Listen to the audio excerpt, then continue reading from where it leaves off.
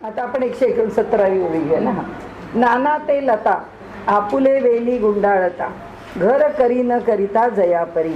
अथवा ती वेली आपुले गुंडाळी करून भरी, घर करूनी राहिली आपण त्यात. येथे वेलीचे गुंडाळे घर करण्यासाठी न केले, ते सहज गतीने झाले सदन किला. लताच सदन झाली, सदनी लताच राहिली. ही सर्व काही क्रिया घडली संकल्पा वाचून. तैसे चिन्मात्र वस्तू प्रत, दृश्य द्रष्टा प्रकार घडत. संकल्पा वाचून सत्य, दृश्य द्रष्टा तोचकी. आता एकच विषय आपला चालू आहे, सगळे त्याचे दृष्टांत आहेत म्हणून आपण वाचत जायचे. दृष्टांत काय, आता द्वैतावर आलो आपण. दृश्य आणि द्रष्टा. दृश्य ही तेच चिन्मात्र तत्व आहे, केवळ चैतन्य तत्व आहे, आणि द्रष्टा ही केवळ चैतन्य तत्व आहे. आता इथे त्यांनी उदाहरण घेतलं, पण असं काही खूप वेगळं आणि विशेष आहे असं म्हणून नाही. ठीक आहे, अनेक उदाहरणांच्या बरोबर एक उदाहरण आहे. त्यांनी निसर्गातली सहजता सांगितली की एक लता आहे, आपोआप गुंडाळली गेली, त्यामुळेच तिला तिचा आधार मिळाला. नाहीतर लता वेली जर त्यांना आधार नाही मिळाला आणि त्या जर कशाच्या भोवती तरी गुंडाळत जर पुढे नाही निघून गेल्या, तर ती लतावेली उभी राहू शकत नाही, ती उन्मळून पडेल खाली, आणि तिला आधाराशिवाय वेल उभी राहू शकत नाही. त्यामुळे ती आधाराच्या साह्याने, त्या गुंडाळ्याच्या साह्याने तिला घर केलं. म्हणजे काय, तिने तिला स्थान निर्माण केलं, म्हणजे तिची ती स्थिरपणे उभी राहिली. आता हे घडत असताना हा एक निसर्गाचा नियम झाला की तिच्याकडे तेवढी, ज्याला काय म्हणू आपण, कुवत नाही आहे की जी तिच्याच खोडावरती उभी राहील. जसं झाड उभं राहतं, तिला वेलीला आधाराची गरज आहे. तिने तिच्या आधाराकरता आणि आपल्या उभ्या राहण्याकरता आपल्याला जो आकार स्वीकारला, त्या आकारामुळे तिला एक प्रकारे जो भक्कम आधार मिळत गेला, त्यामुळे जणू काही ते तिचं घर निर्माण. आपण पाहतो त्या वरवर चढतात. मग आता समजा ज्या आधाराने त्या चढलेल्या आहेत तो काही फार जे कुवत आहे असा किंवा भक्कम आहे असा नसला, तरी पुढे तिच्याच वेलीचे जे खोडं आहेत, तिच्या ज्या फांद्या म्हणा किंवा वेलीचे फुटवे, ते सगळे इतके पक्के एकमेकांच्यात गुंततात की त्याचा एक आधार तयार होतो आणि ती वेल तशी वर पुढे जाते. मग ते म्हणतात ती तिच्याकडूनच तिच्याकरता आधार निर्माण करते आणि तिची ती उभी राहते. आता यामध्ये काय आहे, ह्यात कुणी कुणाला निर्माण केलेलं नाही आहे किंवा काही निर्माण करण्याकरता म्हणून ते, जसं म्हणजे ती वेल आणि घर, त्यांनी तिला घर अशी उपमा दिली आहे माऊलींनी, की त्या वेलीनी ते घर केलं. घर कशाकरता, आपल्या आधाराकरता, आपल्याला राहण्याकरता. राहणं म्हणजे आपलं अस्तित्व टिकण्याकरता ते तिने निर्माण केलं आणि त्याच्या आधाराने किंवा त्याच्या साह्याने ती राहते आहे. तर हे जसं सहज झालं, ते काही तिला घर बांधायचं म्हणून गेली, काही संकल्प केला म्हणून केलं असं काही नाही आहे. ते सहजगत्या जसं घडलं आहे तसंच ते निर्माण झालं आहे. तर त्याचा दृष्टांत कोणाकरता, तर जे दृश्य आणि द्रष्टा आहे त्याच्याकरता. तो जो द्रष्टा आहे, तो द्रष्टा ते दृश्य पाहतो, सहज पाहतो. तो परमात्मा, तो चिन्मात्र, तोही दृश्य होतो, तोही द्रष्टा होतो. ही दोन्हीही सहजता आहे. त्यांना असं म्हणायचं आहे आपल्याला इथे की तैसे चिन्मात्र वस्तू प्रत, दृश्य द्रष्टा प्रकार घडत. संकल्पा वाचून सत्य, दृश्य द्रष्टा तोचकी. म्हणजे त्याला काही वेगळा संकल्प प्रत्येक वेळी हे निर्माण व्हायचंय, ते निर्माण. आता ते एकच ते जे सूत्र बरोबर आहे, आणि ते म्हणजे असं की ईश्वर सर्व भूतानाम.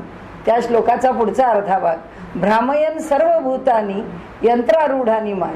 एकदा याची, जसं किल्लीच्या खेळण्याची एकदा चावी दिली की ते खेळणं जसं चालू होतं तसं आहे.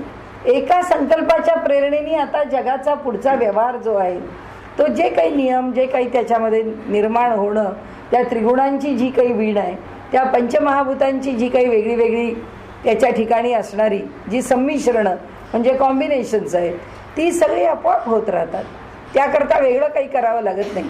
प्रत्येक वेळी संकल्प उभा राहिला असं होत नाही, आणि त्यामुळे निसर्ग करत राहतो. म्हणजे आपण जसं व्यवहारात म्हणतो की हे देवानी केलं, हे देवानी केलं, हे देवानी केलं, एखादा दुसरा माणूस म्हणतो अहो ते काय लहान सहान गोष्टी करता का देव येतो, इतक्या बारीक सारीक गोष्टी करता का देवाला यावं लागतं? म्हणाले घडतात गोष्टी. असं जेव्हा एखादा दुसरा म्हणतो, प्रत्येकाची श्रद्धा आहे, त्या श्रद्धेला चॅलेंज नाही आहे, पण घडणाऱ्या चांगल्या किंवा वाईट गोष्टींच्या मागचा कार्यकारण भाव जो आहे, त्या कार्यकारण भावामध्ये परमात्म्याला पडण्याचं काही कारण नाही. तो संकल्प घेऊन त्याच्या मागे काही उभा राहत नाही, असं त्यांनी आपल्याला सांगितलं. का प्रभेचा उभला दीप प्रकाश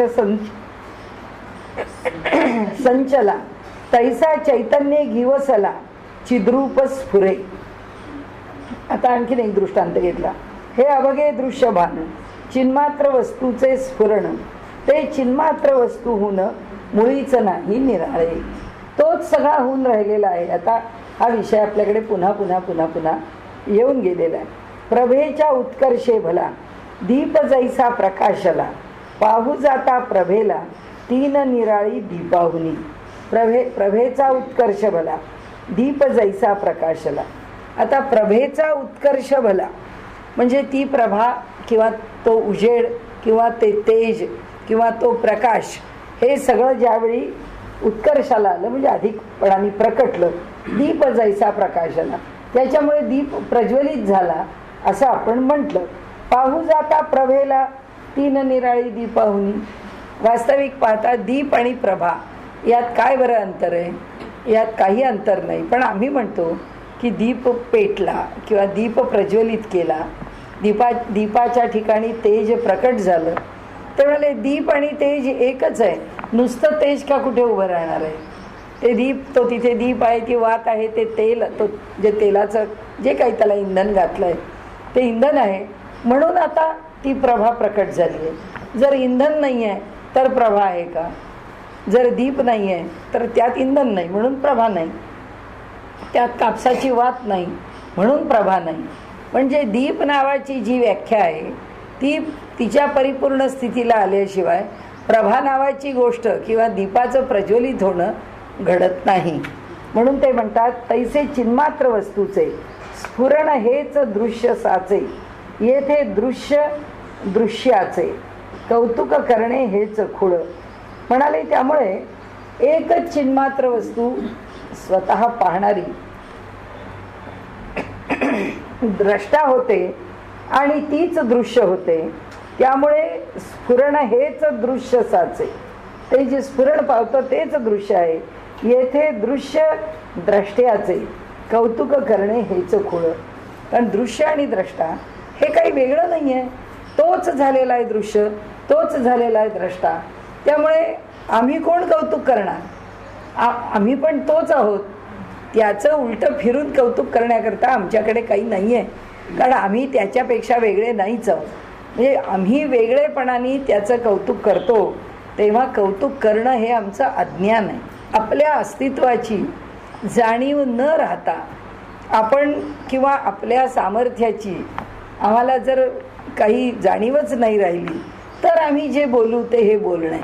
की आमच्या अस्तित्वाची जर आम्हाला जाणीव असेल तर आम्हाला कळेल आम्ही आहोत कुठपर्यंत, जोपर्यंत तो आहे तोपर्यंत. आम्हाला आमच्या ठिकाणच्या सामर्थ्याची कल्पना केव्हा येईल? आम्हाला माहिती आहे जोपर्यंत तो सामर्थ्य देणार आहे तोपर्यंतच आम्ही समर्थ आहोत. आम्ही समर्थ नाहीच आहोत, आमच्या ठिकाणी आम्ही समर्थ नाहीच आहोत. आणि म्हणून ते सांगतात की तैसे चिन्मात्र वस्तूचे स्फुरण हेच दृश्य साचे, येथे दृश्य द्रष्ट्याचे कौतुक करणे हेच खुळ. त्याचं काय कौतुक करणार आम्ही? कारण आम्ही कौतुक करणारे कोण आहे? हा वेडेपणा आहे, तोच आहे. हा नाही, तिथे दृश्य दृश्य झालं, दोन वेळा झालं. ह्या तिथे दृश्य आणि द्रष्टा पाहिजे. ऐसे आपण या आपण आपुले निरीक्षण करावे येणे विण करी तुची असे. ऐसे आत्मा आपण आपणासी अवलोकन न करिता ही जाण करीत असे. यास आपणा पाहण्याची तयारी न करावी लागे साची, पाहणेपणा ही विलासाची गोष्ट आहे तयाच्या. सगळं तोच आहे, तोच त्याला त्याच्याच ज्ञानाने पाहतोय. ते पुन्हा पुन्हा एकच विषय सांगताय, त्रिपुटी आहे, द्रष्टा दृश्य आणि दर्शन. ह्या त्रिपुटीमध्ये आता दर्शन त्यांनी बाजूला काढलं आणि द्रष्टा आणि दृश्य ठेवलं. आणि द्रष्टा आणि दृश्यामध्ये ते म्हणतात वेगळं काय आहे? एक परमात्मा तर आहे, एक परमात्माच जर द्रष्टा आहे आणि एक परमात्माच जर दृश्य आहे, तर याच्यापेक्षा वेगळं काय आहे? याच्यापेक्षा वेगळं काही नाही आहे. आणि त्यामुळे हे दोन्हीही तोच आहे. आता बघावंसं कोणाला वाटतंय? आम्ही म्हणतोय की आम्हाला बघावंसं वाटतं. आता आम्हाला माऊली सांगतात की त्याला बघावंसं वाटतंय म्हणून तो द्रष्टा झाला आणि तो दृश्य झाला. त्याचा तो त्याला पाहतोय. आपण काय करतोय? आपण काही करत नाही. त्याच्याशी आपला म्हणजे आपण कोण आहोत? जगाच्या दृष्टीने आपण द्रष्टा आहोत. तर आपलं द्रष्ट्याचं द्रष्टेपण हे परमात्म्यापेक्षा स्वतंत्र नाही आहे. हे एवढंच एक आपण लक्षात ठेवायचं की आपण नाहीच आहे, तोच आहे. तोच दृश्य पाहतो आहे, तोच द्रष्टा आहे. त्याचं द्रष्टेपण तोच सांभाळतोय, तोच त्याला पाहतोय. त्यानीच जे निर्माण केलं आहे हे किती सुंदर निर्माण झालंय, त्याचं तो स्वतःचं कौतुक करतोय. जसं व्यवहारात आपण करतो. आपण एखादी कविता केली, आपण एखादा लेख लिहिला, पुन्हा वाचला, आपण अरे वा चांगला झाला आहे लेख.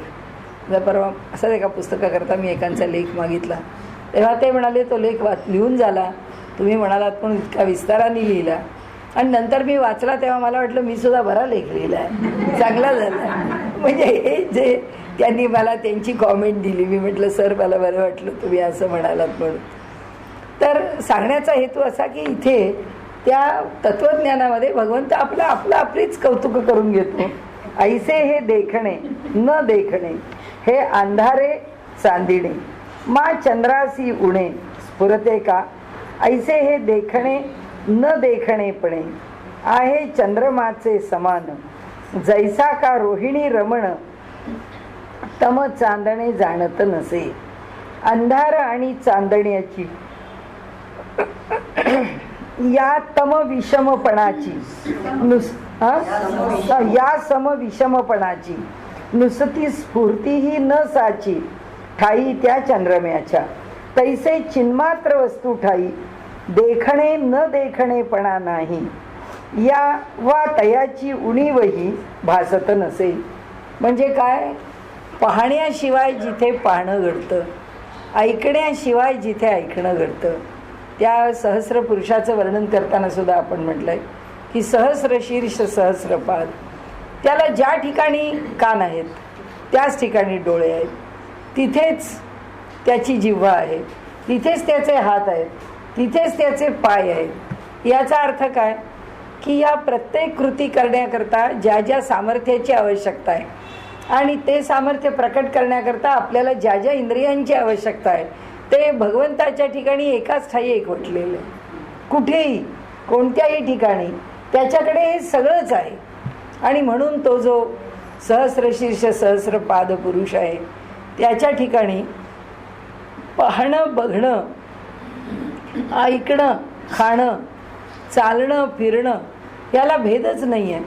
म्हणजे आता चालायचं म्हणजे याचा उपयोग करू आणि ऐकायचं म्हणजे त्याचा उपयोग करू असं नाही आहे. असं त्याच्याकडे घडत नाही, असं त्याच्याकडे होत नाही.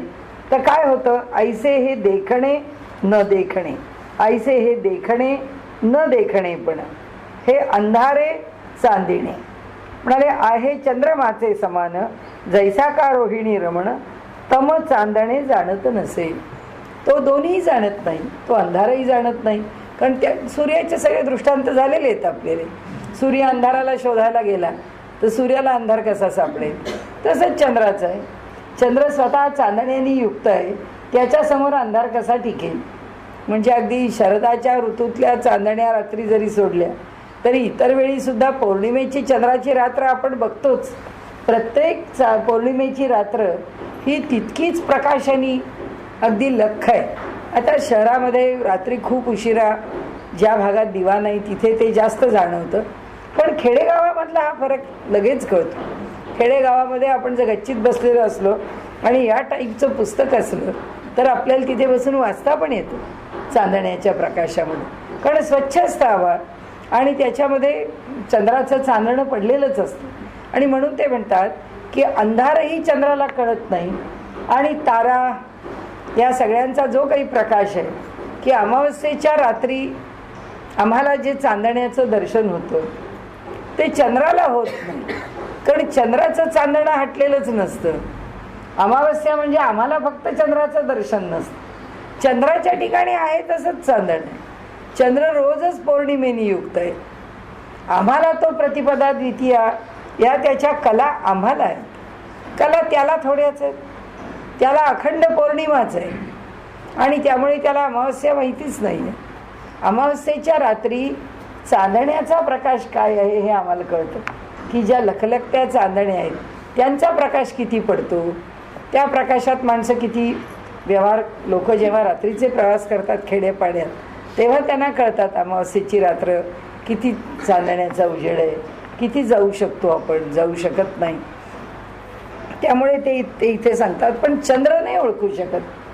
चंद्राला अमावस्या नाही, अंधारी रात्र नाही, त्याला चांदणं म्हणजे काय माहिती नाही. अंधार आणि चांदण्याची या सम विषमपणाची नुसती स्फूर्तीही नसाची ठाई त्या चंद्रम्याच्या. आता चांदणं हा शब्द तारागोलांचं किंवा त्यांच्यापासून येणाऱ्या प्रकाशाचं आपण जे चांदणं म्हणतो तो विषय सोडून त्यांनी चंद्राचंच चांदणं म्हणजे जशी सूर्याची प्रभा तसं चंद्राचं चांदणं म्हणजे चंद्राचा उजेड, चंद्राचा प्रकाश असा विषय इथे घेतला आहे. त्यामुळे त्याला रात्रही माहीत नाही, म्हणजे अंधारही माहीत नाही आणि त्याच्याच बरोबर त्याला त्या चांदण्यामध्ये काही वेगळा उजेड असतो हेही माहीत नाही. कारण तो म्हणजेच चांदणं आहे आणि चांदणं म्हणजेच चंद्र आहे. जसं सूर्याला किरण वेगळे आहेत, त्याची दीप्ती वेगळी आहे हे त्याला माहिती नाही आहे. सगळं एकच आहे. सूर्य आणि त्याची प्रभा ही एकच आहे. जसं मगाशी सांगितलं तसं की तो दिवा किंवा ती पंटी आणि तो उजेड हे दोन्ही एकमेकांपासून फक्त दृष्टांत देताना वेगवेगळ्या स्तरावर दिलेले आहेत. आणि हे असे का देतात, हे असे देण्याचं कारण एक आहे की येईल आपलं पुस्तक एखाद वर्षामध्ये आता, की ज्याच्यामध्ये अद्वैताच्या 165 प्रक्रिया मांडलेल्या आहेत.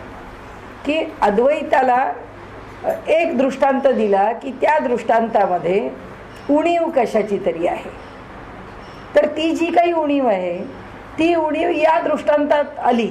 दुसरा दृष्टांत दिला ज्याच्यामध्ये ही उणीव भरून काढली. आता त्यात दुसरी उणीव निर्माण झाली, ती उणीव भरून काढायला तिसरा दृष्टांत दिला.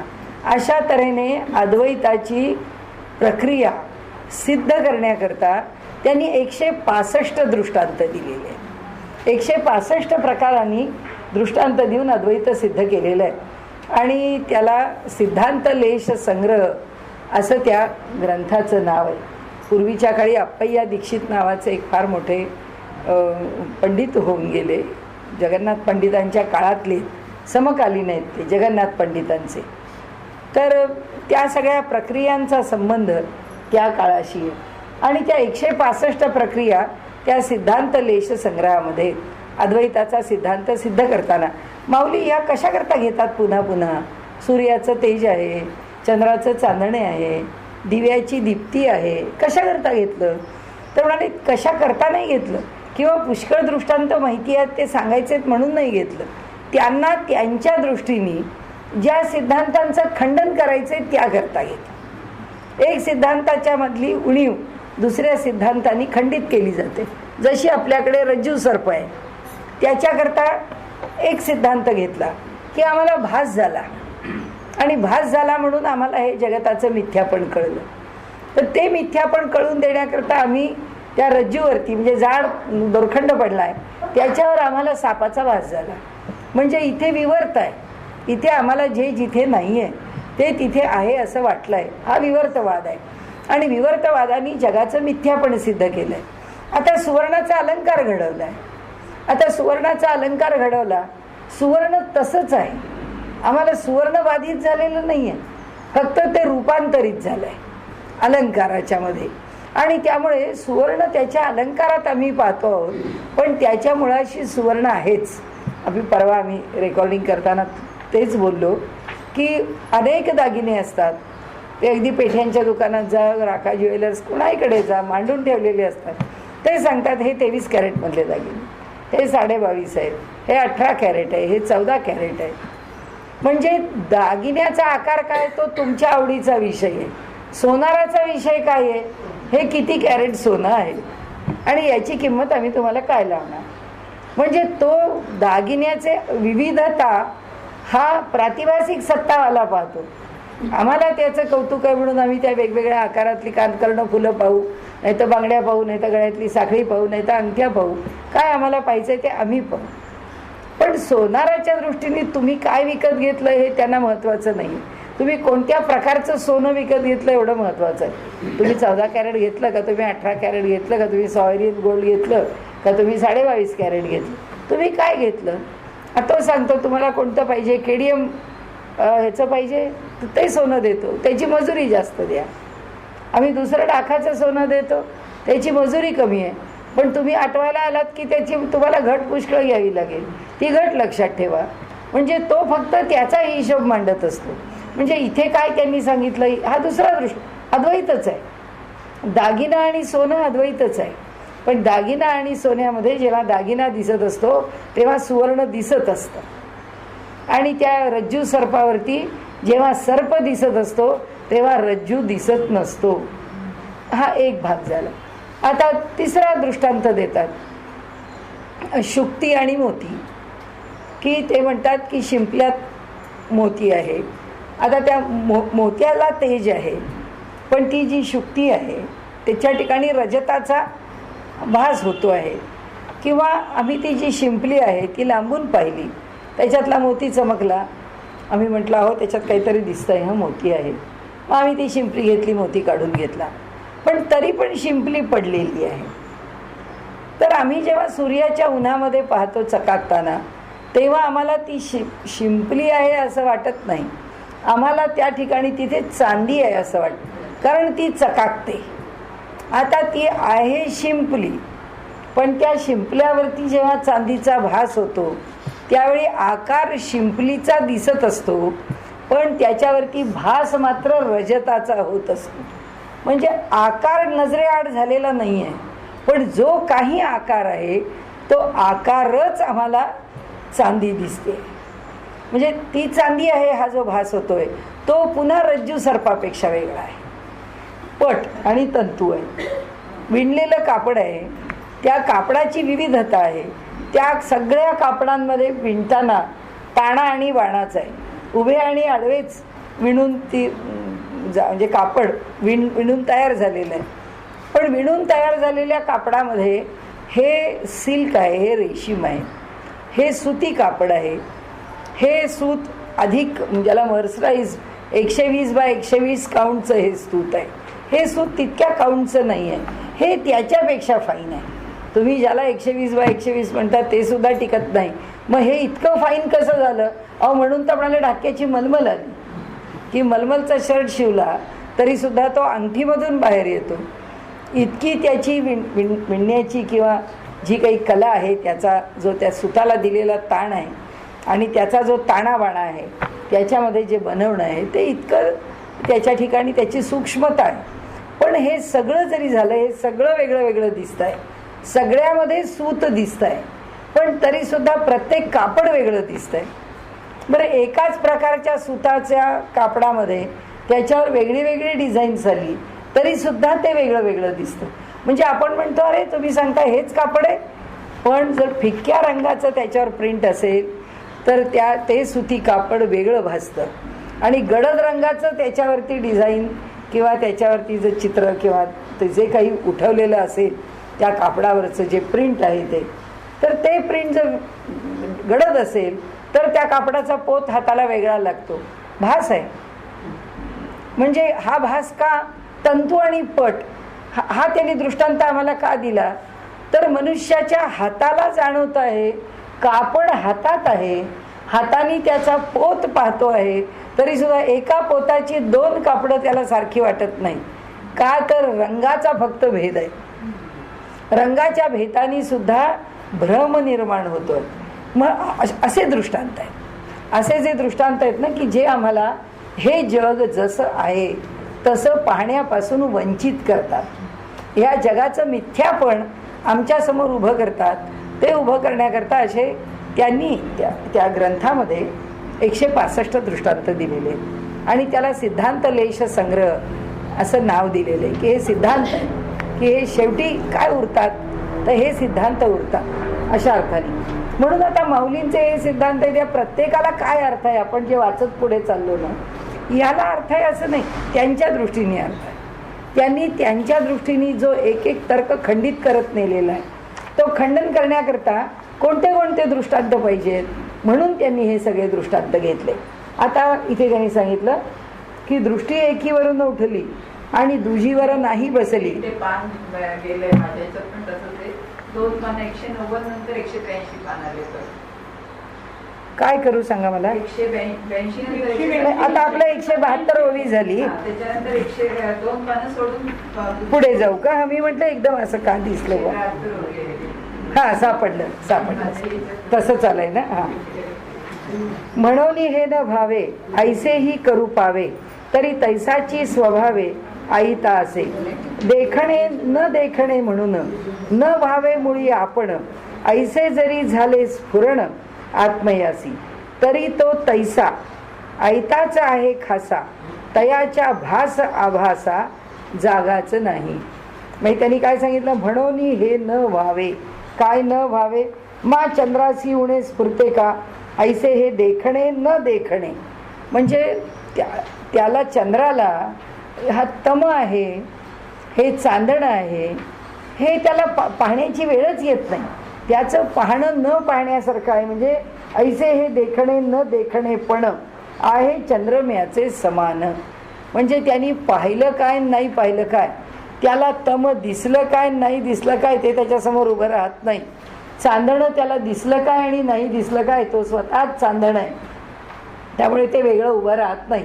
म्हणजे हे पाहिले पण किंवा न पाहिले पण ह्याच्यावर आता पुढची ओळी आहे. म्हणून हे न भावे ऐसेही करू पावे, तरी तैसाची स्वभावे आईता असे. देखणे न देखणे म्हणून न भावे मुळी आपण, ऐसे जरी झाले स्फुरण आत्मयासी. काय पाहिलं काय न पाहिलं काय असं जर असेल, जर आपल्यापेक्षा वेगळं काही निर्माणच होत नसेल, तर न व्हावे मुळी आपण, मग आपण काय व्हावं, आपण काहीच होऊ नये. ऐसे जरी झाले स्फुरण आत्मयासी, असं जरी आत्म्याला वाटलं तरी तो तैसा ऐताचा आहे खासा. आता आपण कोणत्या अध्यायात आलो, पहिल्या. त्यांनी सांगितलं हा जो चैतन्यमय पुरुष आहे, तो चैतन्यमय पुरुष आणि प्रकृती हे दोघे एकमेकांशी एकरूप आहेत. याच्यातून हे सगळं निर्माण करणं, एक होणं, दुसरं होणं, तिसरं होणं, म्हणजे द्रष्टा होणं, दृश्य होणं, दर्शन होणं, हे सगळं तोच होतो आहे. हे सगळंच जर तो होतो आहे, तर मग आता आपल्याकरता सांगतायत हा विषय, की आम्ही प्रकृतीच्या कक्षेत आहोत आणि तो पुरुष कसा आमच्या कक्षेत नाही आहे. आता त्यांची भाषा सगळी मोठी काव्यात्मक आहे. ते म्हणतात असं जर त्याला दिसून न दिसल्यासारखं आहे, आणि जर ते जे पाहणं आहे ते पाहताना जर त्याला हे कळतं आहे की अरे हे मी पाहतो आहे, हे म्हणजे मीच झालेलं आहे, पाहतो आहे ते म्हणजे सुद्धा मीच आहे. आता सुरुवात कुठे केली की मी एकटा आहे, मला अनेक नामरूपामध्ये प्रकट व्हायचं आहे, ही सुरुवात आहे. पण आता हे जेव्हा प्रकट झालं तेव्हा तो म्हणतो हे काय, हे सगळं मीच आहे, मग हे काय सारखं मी पाहत राहावं की मी हा असा इथे आहे, हा मी असा इथे, हा मी असा इथे आहे, किंवा हा मी असा नाही आहे. या दोन्ही ज्या संवेदना, भावना, अनुभव जे काही आहेत ते मी कशाला घ्यावेत, त्यापेक्षा मी काही होऊच नये ना, मी कशाला काही व्हावं. आता माऊली म्हणते की तुला कुठे व्हावं लागलंय. ती माऊली असं म्हणते की हे चैतन्या त्या चिन्मात्राला हे व्हावं लागलं का, ते म्हणाले नाही व्हावं लागलं. हे सगळं कुणी निर्माण केलं, हे त्या प्रकृतीने निर्माण केलं. तिने हे सगळे वेगवेगळे आकार निर्माण, तुला कुठे हालचाल करावी लागली, तुला हालचाल नाहीच आहे करावी लागलेली. तू जरी भले त्याच्यात आयतात जाऊन बसलायस, तुला काय करावं लागलं, म्हणजे तू नुसताच बसलायस ना त्याच्यावर, कारण तो असल्याशिवाय तर काहीच होणार नाही. ती प्रकृती भले सगळं निर्माण करून ठेवी, पण ते चैतन्य असल्याशिवाय त्याचा काय उपयोग. त्यामुळे तू आयताच त्याच्यात जाऊन फक्त बसलेला आहेस, तुला काय करावं लागलेलं आहे, त्यामुळे तुला काय फरक पडतो. हे इतकं नामरूपात्मक विश्व प्रति क्षणाला निर्माण होत आहे, ते निर्माण झालेलं विश्व तुला पाहायचं आहे का न पाहायचं आहे? निर्माण करण्यापुरता तुझा संकल्प. याच्यात काय केलं त्यांनी? जो संकल्प निर्माण केला त्या संकल्पाला त्यांनी आता छेद दिला. आपल्याला सांगताना ते आता छेद देत आहे. त्यांनी छेद कशा करता दिला की तुम्ही असं समजत असाल की त्या परमात्म्याला किंवा त्या पुरुषाला हे सगळं पाहण्याचा हव्यास आहे. अहो, त्याला हव्यास नाहीच आहे असं माऊली आता आपल्याला सांगतायत की त्या पुरुषाला हव्यास नाहीच आहे. फक्त काय आहे, हे एकदा निर्माण करून दिलं, ही प्रक्रिया निर्माण झाली. यंत्रारूढाने मायया, आता ह्या यंत्रावर टाकून दिलं. म्हणजे हे आमचं ब्रह्मांड नावाचं एक कॅप्सूल आहे, ते आता एका बाजूनी समजा उघडलं, 2 छकला अगदी असंच आहे. जसं तो कॅप्सूल उघडलं की त्याचे जसे 2 भाग बाजूला होतात, तसं हे ब्रह्मांड काय आहे, हे ब्रह्मांड नावाच्या भोपळ्याची केलेली मधून 2 शकलं आहेत. त्या शकलांमध्ये एक शकल खाली आहे, एक तुकडा खाली आहे, एक तुकडा वर आहे. जो खालचा तुकडा आहे तो पृथ्वी आणि खालचा आहे. वरचा तुकडा जो आहे तो स्वर्ग आणि वरचे सप्तलोक आहे. त्यामुळे हे 2 तुकडे आहेत आणि हे ब्रह्मांड सुरू करून दिलं. ही आता करत कोण राहिलं? एकदा त्याचं अधिष्ठान मिळालं की प्रकृती करत राहते. मग हा म्हणला बा हे खरं केलं, खरं एकाकी न रमण, तेवढी एवढ्या भानगडी होतील मला माहित नव्हतं, मला उगीच हे नकोच होतं, आता मला हे नकोच आहे. तर त्यावेळेला नकोय तर तुला काय फरक पडला? काही फरक पडत नाही. तू आयताच नुसता बसलेला आहेस, तुला काय करायचंय? म्हणजे माऊली सांगतात इथे की सगळं जे काही आहे हा खेळ, हा अध्यात्माचा खेळ सुद्धा कुणाबरोबर आहे? प्रकृती बरोबर आहे, पुरुषाबरोबर नाहीच आहे. ज्या क्षणी प्रकृती निवृत्त झाली त्या क्षणी हा जीवात्मा पुरुष झाला. आणि पुरुष झाला आणि प्रकृती निवृत्त झाल्यावर तो पुरुष म्हणतो मी राहू कशाला पुरुष म्हणून, तो झाला ब्रह्म, संपला विषय. म्हणजे अध्यात्म माऊलींनी इतकं सोपं करून आपल्या पुढे अमृतानुभवात एका प्रकाराने मांडलंय की इथं ब्रह्म आहे ते असंच कायम असणार आहे. त्याच्या खाली तेच स्वतःला 2 भागामध्ये विभाजित करून आहे, पुरुष आणि प्रकृती, जे एकमेकांपासून कधीही अलग होत नाही, एकमेकांच्या बरोबरच आहेत. आणि त्यामुळे हे जग निर्माण होताना ते 2 मिळूनच जग निर्माण होतं. पण निर्माण करताना याला काय करावं लागतं? याला काही करावं लागत नाही. हा आहे एवढाच आहे. आणि त्यामुळे तो फक्त त्या जगाबरोबर प्रकृतीपासून अलग होत नाही म्हणून तो बरोबर आहे. आणि ती प्रकृती 99.9% कार्यकारी आहे आणि हा 0.1% फक्त त्याच्यामध्ये बसलेला आहे. आणि बाकी कसा आहे? ती 99.9% कार्यकारी असल्यामुळे हा 0.01% तिथं आहे आणि हा बाकी झोपलेला आहे. हा कुठपर्यंत झोपलेला आहे? जोपर्यंत या जीवाला या प्रकृतीमध्ये रस आहे तोपर्यंत. आणि जेव्हा हा जीव प्रकृतीमधला रस काढून घेईल आणि तेवढं मला आता प्रकृतीशी काही घेणं देणं नाही, मला या प्रकृतीमध्ये रस नाही, आता मी फक्त माझं चैतन्यमय रूप आहे हे मी आता जाणलंय आणि त्या रूपाशी मी एकरूप होतो. महापुरुष म्हणतो मी जागाच आहे, मी कुठे झोपलेला आहे, कारण तू माझंच रूप आहेस. ज्यावेळी तुला कळलं आहे की तू हेच आहेस त्यावेळी मी जागा आहे, तूही जागा आहेस. मग आता ती प्रकृती संपली तर तुला मला इथे पुरुष होऊन राहायचं कशा करता? आता आपण ब्रह्मच आहोत. म्हणून माऊली सांगतात मी तुम्हाला ब्रह्माचा अनुभव जो सांगीन तो शब्दामध्ये सांगेन.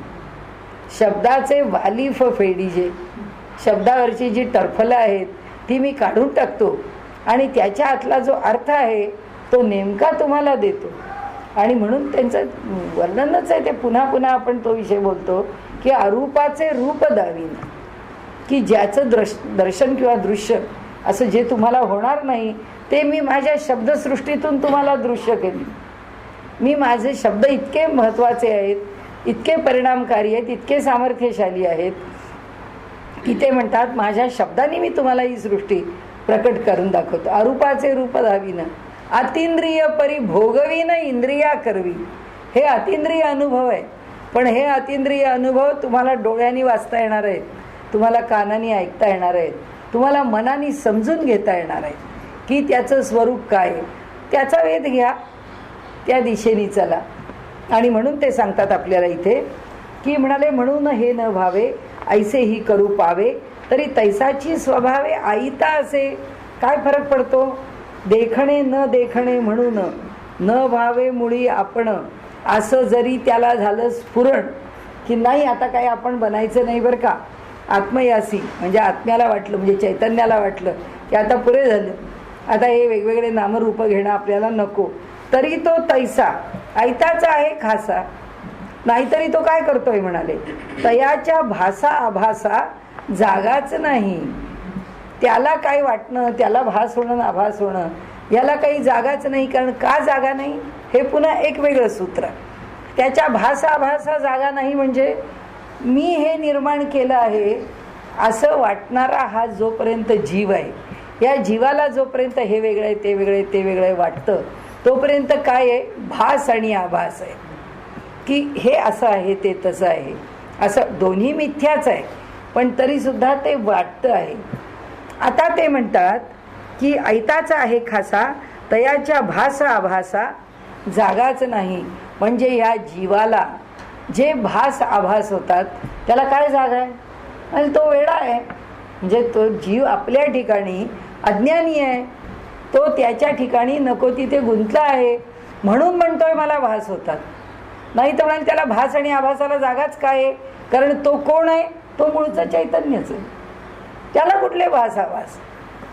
म्हणाले हे जे म्हणजे आता कुणाबद्दल बोललं त्यांनी, तो जो पुरुष आहे तो पुरुष आमच्या हृदयात आहे. आता हृदयात असलेला जो परमात्मा आहे तो मूळचा पुरुष आहे, जो पुरुष प्रकृतीतला पुरुष. आमच्या देहामध्ये ईश्वर सर्व भूतानाम हृदयेशर्जुन तो ईश्वर आहे. आणि हा जो भास आभासात्मक पाहतोय, आणि हे कशा करता, हे मी कशा करता व्हावं, हे का, शेवटच्या दोन ओळी, तयाच्या भासा आभासा जागाच नाही. आता ह्याला भास आभास कुणाला होत आहेत, जीवाला. वास्तविक पाहता जीवाला सुद्धा होत नाहीत. त्या जीवाला ज्या चित्ताने अडकवलंय त्या चित्ताला होतात. कारण त्या चित्ताचीच सगळी जी काही तिने घेतलेली जी काही अनुभूतीची किंवा अनुभवाची कक्षा आहे, ती अनुभवाची कक्षाच जीव माझी आहे असं म्हणतो. त्यालाच आपण देहात्मबुद्धी म्हणतो. मी सिनेमा पाहिला, मी नाटक पाहिलं, मी जेवले, मी बाहेर गेले, मी प्रवास करून आले. हे मी प्रवास करून आले, कोण प्रवास करून आलं, जीव करून आला. त्या जीवाला सुद्धा काही पोचत नाही. हे जे सगळे भास आभास आहेत हे कुणाला होतात, ते बुद्धीला होतात. पण ह्या जीवाची खासियत अशी आहे की हा जीव जे बुद्धीला वाटतं ते माझंच आहे असं समजतो, हे त्याचं अज्ञान आहे. हे तो त्याच नाही. तर माणूस खून का करतो याचं उत्तर नाही. बुद्धी खून करायला तयार होते, त्याचं अनावर मन खून करायला तयार होतं. त्याच्या स्मरणामध्ये असलेला जो संताप आहे तो त्या खुनाला त्याच्या हातांना प्रवृत्त करतो. पण जीवाला माहिती आहे ना, तो जर शहाणा आहे, तो जर ज्ञानी आहे, तर तो म्हणेल या देहाला त्या तुरुंगवासाचे कष्ट का, त्याला फाशीचे कष्ट का, त्यांनी खून करता उपयोगी नाही आहे असं जीवानी सांगितलं असतं की नाही. जीव काहीच सांगत नाही. खून करणाऱ्याच्या देहात काही जीव नाही आहे का, त्याच्या पण देहात जीव आहे. पण तो जीव सांगत नाही तू खून करू नको म्हणून, कारण तो काहीच करत नाही. तो काहीच करत नाही. ती करते ती बुद्धी, करते ते मन, करतं ते स्मरण, करतो तो अहंकार, करतो ते भोक्तृत्व. हा सगळा खेळ आहे. आणि हा खेळ त्या जीवावरती आरोपित होतो. म्हणून काय होतात, त्या जीवाला भास आभास होतात. आता म्हणाले कसले भास आभास त्याला, म्हणून ते सांगतात तयाच्या भासा आभासा जागाच नाही. त्याच्या ठिकाणी भास आभास नाहीतच. ज्या क्षणी त्याला कळेल की हे सगळं देहाच्या पातळीवर आहे, हे माझ्या पातळीवर नाही, त्या क्षणी त्याचे भास आभास संपले. आणि ज्यावेळी हा पुरुष म्हणेल की मला कोणी सांगितलं होतं संकल्प करा आणि ह्याच्यामध्ये म्हणजे प्रकट व्हा या सगळ्या भौत नामरूपामध्ये, मला काही हे बघायचंही नाही, मला तो संकल्प करायचाही नाही, असं जेव्हा पुरुष म्हणेल त्यावेळी काय होईल, त्यावेळी जगाचाच प्रलय होईल. त्यावेळी तो ती प्रकृती राहील कशी. तो पुरुष जर म्हणाला मला या नामरूपांमध्ये स्वतःला गुंतवून घ्यायचं नाही आहे, तर ती प्रकृती म्हणते मी निर्माणच करू शकत नाही. माझ्याकडे शक्ती आहे पण माझ्याकडे जाणीव नाही आहे, माझ्याकडे ज्ञान नाही, माझ्याकडे फक्त शक्ती. मग ती निर्माण करू शकत नाही. म्हणजे प्रकृती संपली, म्हणजे पुरुष संपला. दोन्ही संपले म्हणजे ब्रह्म आलं, म्हणजे इकडे प्रलय झाला. जीवाच्या पातळीवर केव्हा प्रलय झाला? जेव्हा जीवाला वाटलं की या देहाच्या पातळीवर हा खेळ आहे, ठीक आहे, या देहाने मारलाय. भगतसिंगांनी खूनच केले ना, क्रांतिकारकांनी पण खूनच केले ना. पण क्रांतिकारकांना खून केले असं वाटलं का? नाही वाटलं. त्यांना असं वाटलं ही आमची देशभक्ती आहे, आम्ही फासावर चाललो, हा देह जाईल फासावरती. भगतसिंग म्हणतो आपल्या आईला की मी 9 महिन्यांनी आई तुला पुन्हा भेटायला येतोच आहे, म्हणजे मी जाणारच नाही, मी म्हणजे आत्मा आहे. सावरकर म्हणतात ह्या कोलूला फिरणारा जो देह आहे तो या सावरकराचा असेल भले, पण मी म्हणजे काही हा देह नव्हे. हा देह काढेल, या घाण्याचं तेल काढेल, काय म्हणेल तेवढं ते तेल गाळून त्यांना जी रोजचा कोटा आहे तो पुरा करून देईल. देहाला कष्ट होतील. अनादि मी, अवध्य मी, अनंत मी भला, मारील मज जगती असा कवण जन्मला. त्यांनी कविताच केली आहे. काय ही भावना आहे म्हणून तर ते काळपाणी भोगू शकले ना, की मी म्हणजे देह नाही. ही ज्याची भावना झाली ते इथे म्हणतात मी म्हणजे देह नाही म्हटल्याबरोबर त्या जीवाचं जीव पण संपलं, त्याचे भास आवाज संपले. मग तो कोण झाला? चैतन्य झाला. मग आता तो देहात आहे का? नाही आहे, देहात आहे. नाही तर संत आम्हाला दिसलेच नसते. संत आहेत देहामध्ये, देह आहे, पांचभौतिक देह आहे. त्या देहाने ते सत्पुरुष वावरत आहेत, पण ते ज्ञानाच्या पातळीवर वावरत आहेत की देह म्हणजे मी नाही. या आता त्या पातळीवर त्यांचा काय अनुभव आहे ते योगी याच्या खुणा योगी जाणे, आपल्याला काही कळत नाही. त्यामुळे त्यांचा अनुभव काय असेल तो त्यांना माहिती आणि त्यांच्यासारख्या सत्पुरुषांना माहिती. म्हणून ते एकमेकांना माझी ये जातीचे भेटो मज जीवलग. तुकाराम महाराजांनी म्हणले माझ्या जातीचा भेटू द्या, हे असले आमच्यासारखे भेटून काय उपयोग आहे म्हणत. ह्यांना काय कळतंय, आम्हाला काय कळतंय त्यात, आमच्यासारखा भेटला म्हणजे आम्हाला आनंद आहे देवाणघेवाणीचा. तसं इथे त्यांनी सांगितलं की ना त्या पुरुषाला या जगाशी कर्तव्य आहे, ना या जीवाला या देहाची खरं कर्तव्य आहे, पण तो त्या भास आभासात जीव अडकलाय आणि तो पुरुष त्या प्रकृतीला एकदा हो म्हणून चुकलेला आहे की वाईग तू कर निर्माण हे जग. आता काय करणार? आता त्याला त्या अधिष्ठान रूपाने राहावं लागतंय आणि प्रकृती ही धडाक्याने हे जग निर्माण करतीये. तिचा जबरदस्त वेग आहे, ती गतिमान आहे, म्हणून पुरुष झोपून राहिलेला आहे. आता आमच्या ठिकाणी जो पुरुष आहे तो पुरुष, आमच्यातली जी प्रकृती आहे ती प्रकृती जरा सौम्य होत चालली की मला हे खाल्लंच पाहिजे, मला हे पाहिलंच पाहिजे, मला बाहेर गेलंच पाहिजे, मला दुसरा अन्याय करतो म्हणजे काय, मला त्याच्याशी झगडा दिलाच पाहिजे. हा जो व्यावहारिक पातळीवरचा अभिनिवेश आहे, तो अभिनिवेश जोपर्यंत देहात आहे तोपर्यंत प्रकृती प्राबल्य आहे, तोपर्यंत आमचा पण पुरुष झोपलेला आहे. पण जसं जसं हा इनवर्ड जर्नी सुरू होईल, या बाहेरच्या जगाशी आता आम्हाला काही घेणं देणं नाही. आता आम्हाला या प्रकृतीचं काय स्वरूप आहे हे आम्ही पाहिलं आहे. मी पूर्वी एकदा बोलले होते, आमच्या शेजारचाच मुलगा आहे, तो राहतो, त्याचं स्वतःचं मोठं दारूचं दुकान आहे, खूप सगळा व्यवसाय चांगला आहे त्याचा. तो एके दिवशी घरी आला, तो मला म्हणला की काकू, म्हणाला माझं एवढं मोठं दुकान तुम्ही पाहता इथंच आहे, पण म्हटलं असं आहे मी काय अजून तिशी पण, तेव्हा त्यांनी ओलांडली नव्हती, आणि मी अजून तर तिशी पण नाही ओलांडली, पण म्हणाले मी दुनियादारी पाहिलेली आहे काय आहे. म्हणाला मैंने दुनियादारी देखी आहे. आता म्हणाले मला ह्याच्यात काही रस नाही, आता मला तुमच्या अध्यात्मात रस घ्यायचा, तर मी कोणतं पुस्तक वाचू मला सांगा. माझं दुकान जरी दारूचं असलं तरी आता मला ह्या सगळ्या जगामध्ये काय चालतं हे मी पाहिलेलं आहे, आता मला त्यात रस नाही राहिला. असं आहे, जसा आमचा रस कमी होतो प्राकृतिक, तो तसा आम्ही अधिक अंतर्मुख होतो. जसे अंतर्मुख होतो तशी प्रकृती हळूहळू कमी होते, तसा हळूहळू पुरुषाचा विकास होतो. हा अध्यात्माच्या मार्गावरचा असलेला विकास आहे. आणि जेव्हा प्रकृती आमच्या दृष्टीने मावळते तेव्हा पुरुष आमच्या दृष्टीने पूर्ण उदयाला आलेला, मग तो उदयाला आलेला पुरुष त्याचा आम्हाला अनुभव देतो. या दृष्टीने त्यांनी सांगितलं की द्रष्टादृश्य ऐसे दोन्ही आळूमाळू दिसे, तेही परस्परानुप्रवेशे काही नाकी. द्रष्टादृश्य असे जरी काही वेळ दिसले तरी ते मिळता परस्परी दोन्ही भाव नुरतात. तर याचंच आता आपण स्पष्टीकरण पाहिलं की हा द्रष्टा आहे, हे दृश्य आहे. हा द्रष्टा म्हणजे पुरुष आहे, दृश्य म्हणजे प्रकृती आहे. जेव्हा ती प्रकृती आणि द्रष्टा एक होतात, म्हणजे आमच्या दृष्टीने प्रकृती संपते, तेव्हा तो जो द्रष्टा आहे त्याचं द्रष्टेपण संपतं आणि तो पुरुष होतो. आणि म्हणून त्यांनी सांगितलं ते तर दृश्य द्रष्टा बरे, द्रष्टेपण दृशी फिरे. दृशी झालं इथे, दृशी शिरे मा दोन्ही न होऊनी उरे, दोन्हीचे साच.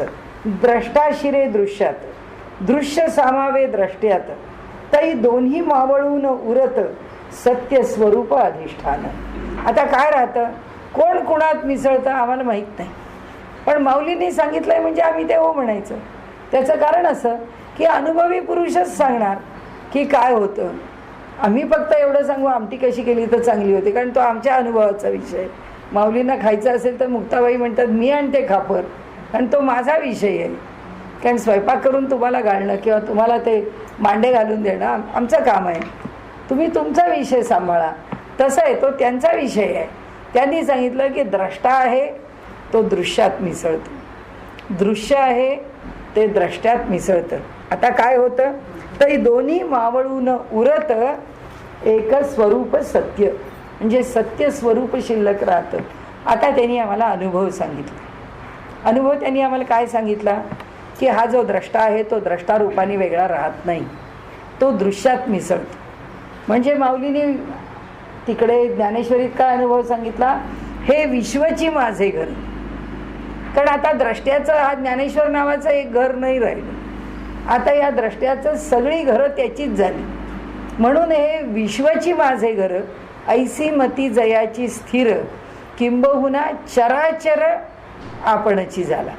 का झाला आपणची, कारण ती चराचर सृष्टी आहे ती त्याच्यात सामावली, म्हणून तोच ती सृष्टी होऊन बसला. आता हा द्रष्टा आहे तो दृश्यात मिसळला. मग साधन काय सांगितलं, जे जे भेटे भूत तया मानी भगवंत. आता हा त्यांनी आम्हाला दिलेला उपदेश आहे. मी आता अलीकडे जो माझा एक संत वाङ्मयाच्या संदर्भात जो एक विचार मी मांडती आहे, एक आग्रहाने मांडती आहे एक विचार, तोच विचार आहे. मी हा जो मांडती आहे तो विचार हाच आहे की संतांनी आम्हाला प्रबोधन उपनिषदांच्या आधाराने थेट आपल्या अनुभवावरती केलेले. उपनिषदांच्या मध्ये अनेक विषय मांडलेले, सृष्टी कशी निर्माण, कारण काही असो. प्रबोधन करताना सुद्धा त्यांनी अनेक गोष्टींचा विचार केला. संतांनी उपदेश करताना तसं नाही केलं. उपनिषदातले थेट विषय घेतले, आचार्यांचं भाष्य घेतलं आणि उपनिषद वाचायला लागलं. कोणाही आचार्यांचं भाष्य घ्या आणि उपनिषद वाचा, त्याच्यामध्ये आचार्यांचं आधी तत्वज्ञान येतं, मग उपनिषद येतं. आणि संत जेव्हा आम्हाला उपदेश करतात तेव्हा ते ना तत्वज्ञान घेतात, तेव्हा ते ना जगाचा विषय मांडतात, तेव्हा ते ना सृष्टी उत्पत्तीचा विषय मांडतात, तेव्हा ना ते परमेश्वराच्या स्वरूपाचा विषय मांडतात. ते म्हणतात मी हे पाहिलं ते तुम्हाला सांगतो. आणि हा हे तो प्रचितीचे बोलणे. येथ प्रत्ययासी कारण प्रत्ययो पहावा, की या ठिकाणी तुम्ही प्रत्ययच घ्या. हा माझा प्रत्यय आहे. माझा प्रत्यय काय, माऊलीने सांगितलं, तुझं सगुण म्हणू की निर्गुण रे, सगुण निर्गुण एक गोविंदू रे. तुम्हाला सांगतो म्हणाली मी, की तुम्हाला निर्गुण परमात्मा म्हणजे काय असं वाटतं ना, मीच सांगतो. म्हणाले त्याचे गोविंदाचे गुणी वेधले, पांडुरंगी मन रंगले. बस त्याच्या ठिकाणी, त्याच्या गुणांच्या ठिकाणी मन रंगलंय म्हणून मी सगुणाची उपासना करतो. पण दोन्ही एकच आहे. सगुणाची उपासना केली तरी अनुभूती निर्गुणाचीच आहे. तसं यांनी इथे सांगितलं की होतं काय, आता जे सगळं प्रवचनकार इकडून तिकडे तिकडून इकडे तो कोलांट्या मारत राहतो, पण त्याला काहीच कळत नाही. तो इथे शब्द पाहिला की तो त्या शब्दावर उडी मारतो, दुसरा शब्द पाहिला की दुसऱ्या शब्दावर उडी मारतो. कारण काय, नुसते बोलके शंखच की नाही, अनुभव काय, अनुभव शून्य आहे. त्यांनी ताबडतोब आपल्याला अनुभव सांगितले की इतके दृष्टांत दिले म्हणाले तुम्हाला. आता या दृष्टांतानंतर अनुभव कसा काय होतं, कोण कोणात मिसळून जातं. द्रष्टा आहे तो दृश्यात मिसळून जातो. म्हणजे तुकाराम महाराज आम्हाला सांगतात ना, अणुरणीया थोकडा तुका आकाशा एवढा. तुका सगळीकडे मिसळून गेला. केव्हा मिसळला, जेव्हा त्याची प्रकृती संपली, तेव्हा प्रकृतीचा त्याच्या ठिकाणी जेव्हा लय झाला तेव्हा तो फक्त पुरुषाच्या ठिकाणी राहिला. म्हणजे चैतन्याच्या ठिकाणी. जेव्हा तुका चैतन्यमय झाला तेव्हा तो आभाळा एवढा, तेव्हा तो ब्रह्मांडा एवढा व्यापून राहिला. आणि मग त्याचा अनुभव काय आला? कशाच्या आधाराने त्यांनी अनुभव घेतला? भक्तीच्या आधाराने. अनुभव काय आला? आनंदाचे डोही आनंद तरंग, आनंदाची अंग आनंदाच, दुसरं काही नाही. त्या माऊलीने आनंदाचे दोन फुटती असं म्हटलं ज्ञानेश्वरीमध्ये. नाही, तो वेगळा आहे. हा, तो थोडा वेगळा आहे. म्हणजे अनुभवच आहे. म्हणजे मोगरा फुलाला हा पण अनुभवच आहे. पण अगदी जी अंतिम स्थिती त्यांनी सांगितली आहे ना, तशी एक वेगळ्या अर्थाने त्यांनी घेतली आहे की ते काय म्हणाले, कळियावरी आला. म्हणजे त्यांना काय सांगायचं आहे की मोगरा फुलला, मोगरा फुलला, म्हणजे मला अनुभव वेगवेगळ्या प्रकाराने फुलायला लागले. जसं एकदा ऋतू सुरू झाला मोगऱ्याचा, फुलांचा, की त्याप्रमाणे फुलं फुलायला लागतात. पण नुसता मोगरा नाही फुलला, त्याच्यामध्ये कळियांचा बहर आला, म्हणजे तो बहरावरती आला. तर ते म्हणतात पुढे मोगरा फुलत जातोय आणि मागून कळ्या उमलत जात आहेत. म्हणजे अनुभव जोपर्यंत संतांनी देह ठेवला आहे तोपर्यंत अनुभव थांबतच नाही म्हणाले. हा जो मोगरा आहे हा फुलतच राहतो. म्हणजे फुललेला मोगरा हा घेतलेला अनुभव आहे आणि मागून अनुभव येतच राहतात, सातत्याने येत राहतात. आणि म्हणून तर आपण जे सतत म्हणतो ना की तुकाराम महाराजांच्या अभंगांना हे साधनेच्या काळातले अनुभव, हे सिद्धदशेतले अनुभव, हे तुम्ही कोण ठरवणार? हा एक जसा एक आपल्या बाजूने आपण लढत राहतो, आपल्या बाजूने आपण एक जी मतं मांडतो. आता आज सगळे विद्वान मंडळी जी आहेत तर ती सगळी व्यासंगी ती म्हणतात हे तुकाराम महाराजांचे साधन दशेतले अभंग आहेत. समर्थांचे अचपळ मन माझे नावरे यावरिता, तुझं विणशिण होतो धावरे धावा आता, जळत हृदय माझे जन्म कोट्यानुकोटी, मजवरी करुणेचा राघवा पूर लोटी, तळमळ निववीरे राम कारुण्य सिंधू. हे सगळं काय आहे म्हणाले? हे सगळं त्यांचं साधनेच्या काळातलं आहे असं म्हणतात.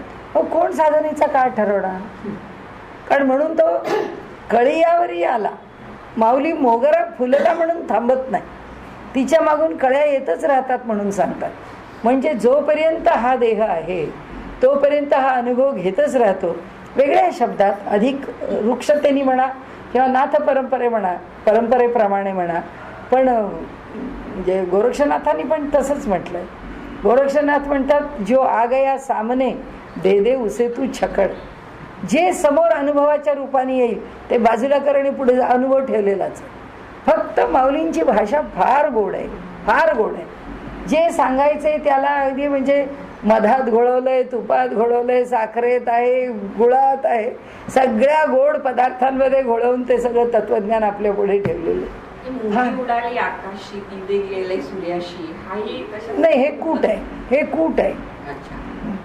त्याचा संबंध नाही याच्याशी. तो अनुभवच आहे पण कूट आहे. काट्याच्या आणीवर बसले तीन गाव, कूट आहे. जे कूट रूपाने त्यांनी सोडवलेलं.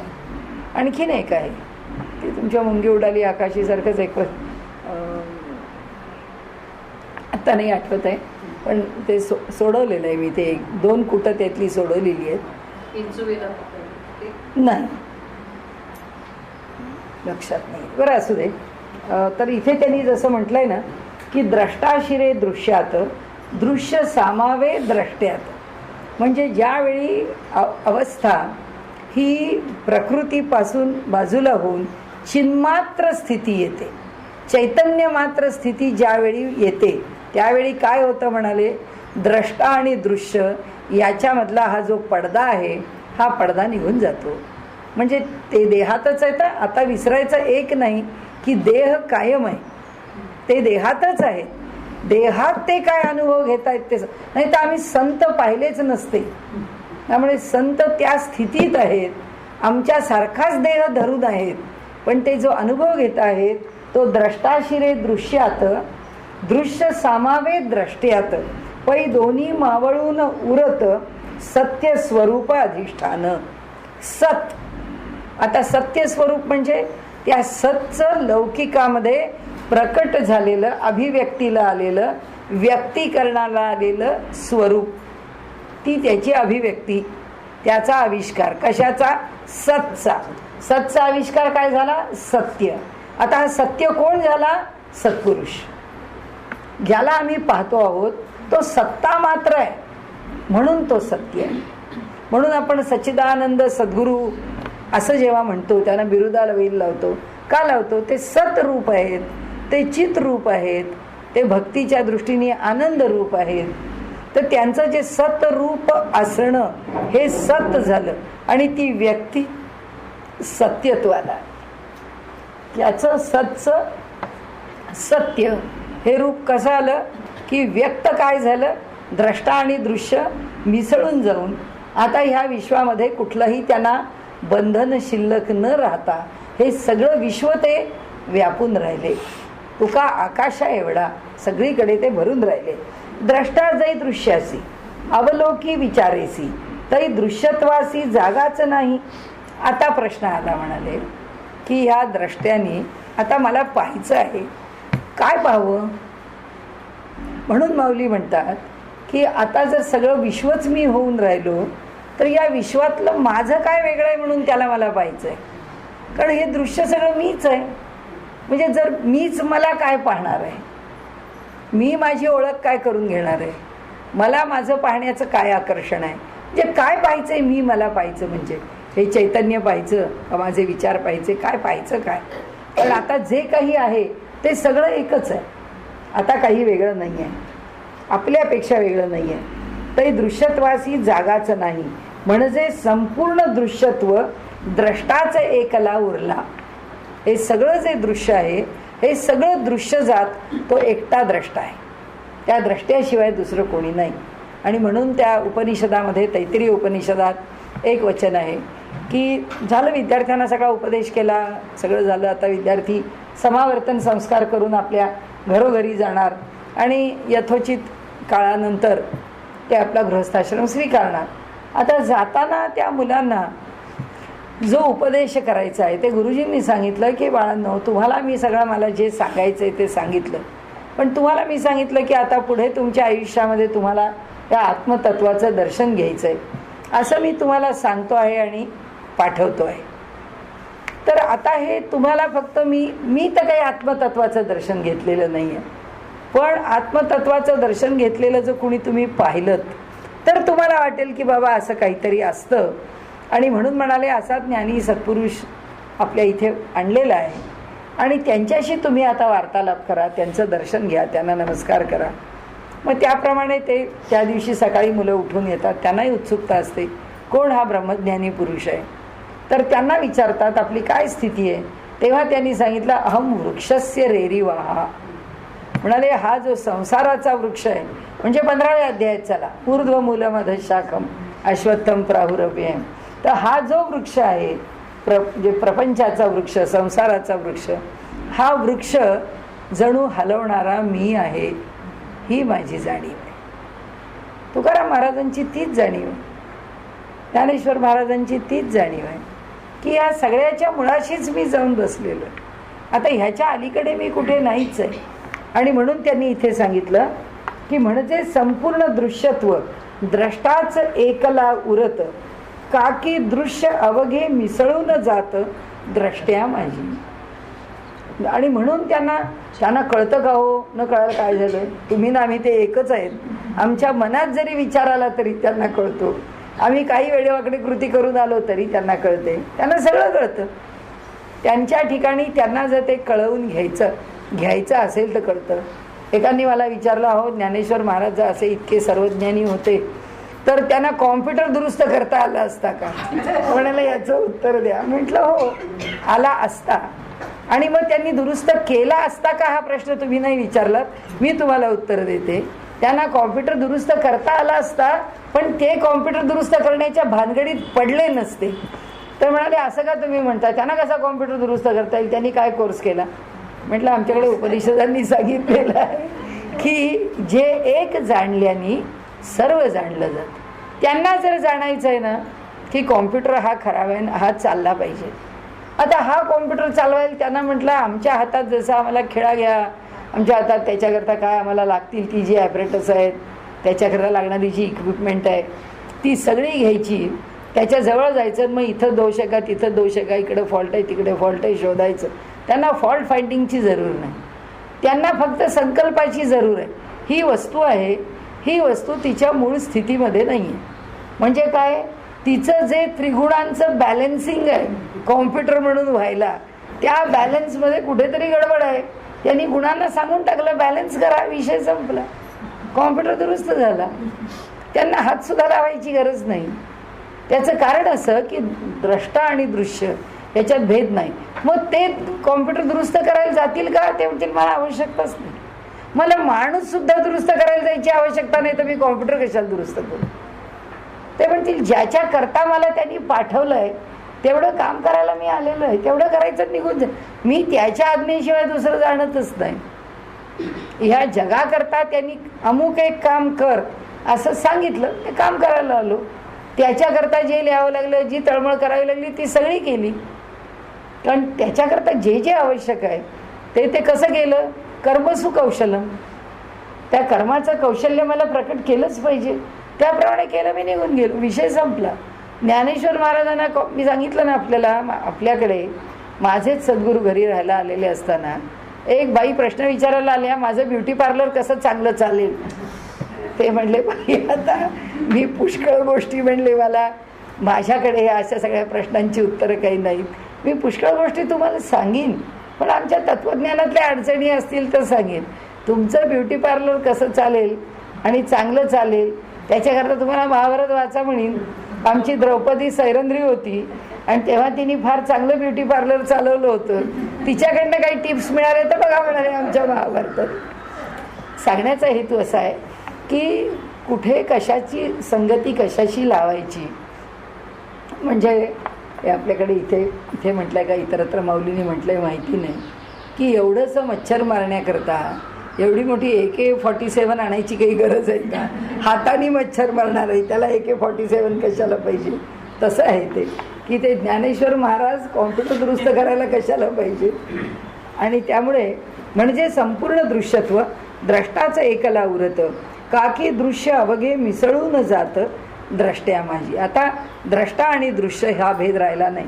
म्हणजे आता आलं लक्षात, आपल्या त्रिपुटीतली एक पुटी घालवली, दर्शन सोडून दिलं, द्रष्टा आणि दृश्य ठेवलं.